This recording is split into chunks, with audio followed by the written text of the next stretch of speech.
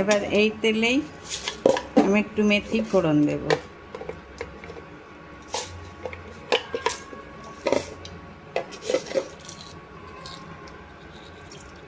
একটুখানি মেথি ফোড়ন দেব, বেশি দেব না, খালি মেথির গন্ধটা আসবে।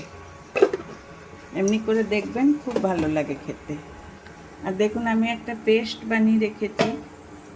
এই পেস্টটাতে দিয়েছি একটু কাশ্মীরি লঙ্কার গুঁড়ো আর টমেটো আর কাঁচা লঙ্কা বাটা, ব্যাস।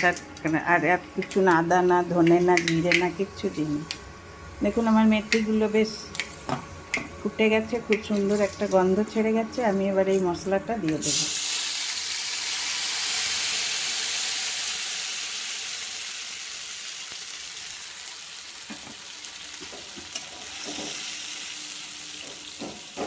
মশলাটা দিয়ে একটু ভাজা ভাজা করব, একটু তেল ছেড়ে আসবে। দেখুন মশলাটা থেকে বেশ সুন্দর মশলাটা ভাজা ভাজা হয়ে গেছে, তেল ছেড়ে গেছে। এবারে জলটা দিয়ে দেবো।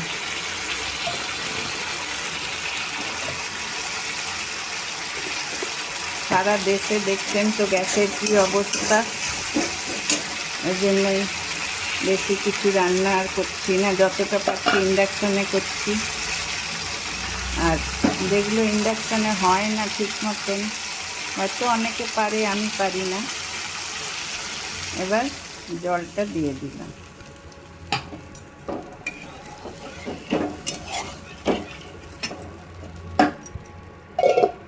একটু নুন দিয়ে দেব।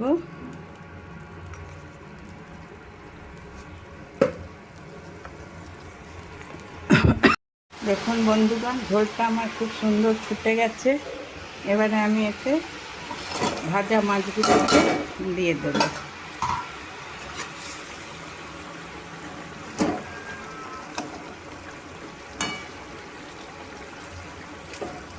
এটা ঝোল রাখবো না, এতে ঝোল থাকে না। ঝোল রাখবো না মানে এটা একটু শুকনো শুকনো মতন হলেই ভালো লাগে খেতে। দেখুন বন্ধুগণ, বেশ একদম শুকনো শুকনো হয়ে গেছে। এটাতে বেশি ঝোল রাখবো না আমি, ঠিক আছে। উপর থেকে ধনেপাতা কেটে দিয়ে দেব। দেখুন বন্ধুগণ, আমার মাছটা বেশ শুকনো শুকনো হয়ে গেছে। আমি উপর থেকে একটু ধনেপাতা দিয়ে দিয়েছি। এটা বেশি ঝোল থাকে না, এতে কোনো আদা পেঁয়াজ রসুন কিচ্ছু দিইনি, শুধু টমেটো আর কাঁচা লঙ্কা বাটার একটু কাশ্মীরি লঙ্কার গুঁড়ো দিয়েছিলাম। আপনাদের যদি, গ্যাসটা বন্ধ করে দিলাম, এটা ঢাকা দিয়ে দিই। আপনাদের যদি আমার রেসিপিটা ভালো লেগে থাকে তাহলে অবশ্যই একটা লাইক, শেয়ার আর সাবস্ক্রাইব করে দেবেন। Thank you, by.